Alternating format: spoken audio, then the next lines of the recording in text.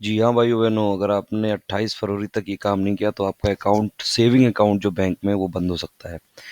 ये central government ने 8 नवंबर 2016 को जो फैसला लिया था डीमोनेटाइजेशन करने का 500 और 1000 के नोट का, उसी से रिलेटेड है ये। देखिए, उसके बाद कई सारा पैसा पोस्ट ऑफिस में और बैंकों में जमा कराया गया था।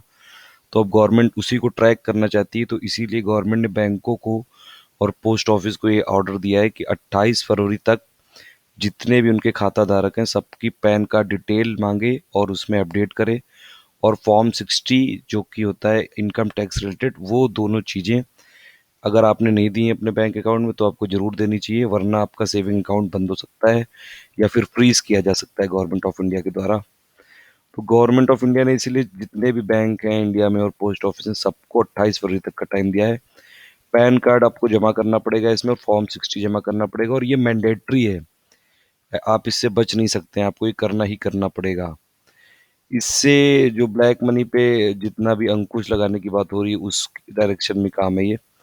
उसके अलावा कई सारे लोगों ने ज़्यादा स्मार्ट बनते हुए अपने पैसे दूसरे के अकाउंट में जमा कर दिए थे, लेकिन गवर्नमेंट ऑफ इंडिया उनसे ज़्यादा स्मार्ट हो गई है। और नोटबंदी के बाद जिसके भी अकाउंट में 2.5 लाख से ऊपर की नकदी जमा की गई है या कैश जमा किया गया है, उन सब अकाउंट को ट्रैक किया जाएगा। ये पीएम मोदी ने पहले भी बोला था, और ये अभी फिर से ये जो फाइनेंस मिनिस्टर है वो भी बोलते रहते हैं। तो जिसने भी पैसे लिए हैं 2.5 लाख से ऊपर अपने अकाउंट में, वो सतर्क हो जाए और वो सावधान हो जाए।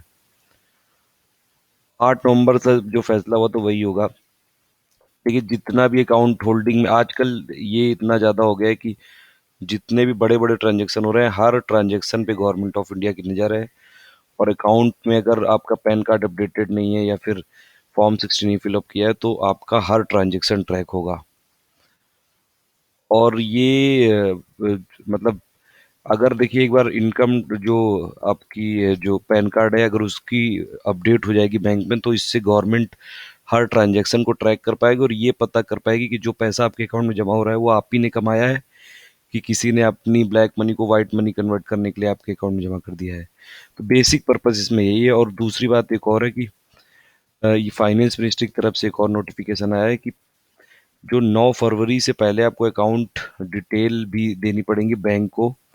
ये उन खातों की अकाउंट डिटेल देनी पड़ेगी बैंक को, फाइनेंस मिनिस्ट्री को, जिसमें 9 नवंबर के बाद और 30 दिसंबर से पहले काफ़ी बड़ा एक अमाउंट जमा किया गया है। तो उनकी जो डिटेल है वो 1 अप्रैल से लेके और ये 9 नवंबर 2016 तक की भी उस टाइम की देनी पड़ेगी। तो मेन बात यही कि आप फॉर्म 60 अपना अपडेट कर दो और पैन कार्ड की डिटेल अपने सेविंग अकाउंट में जमा करवा दो, अपडेट करवा दो। जितने भी केवाईसी नॉर्म्स हैं वो फुलफिल कर लो। अगर ये सब काम कर लोगे तो सेविंग अकाउंट चलता रहेगा, वरना बंद हो सकता है। Thank you for listening.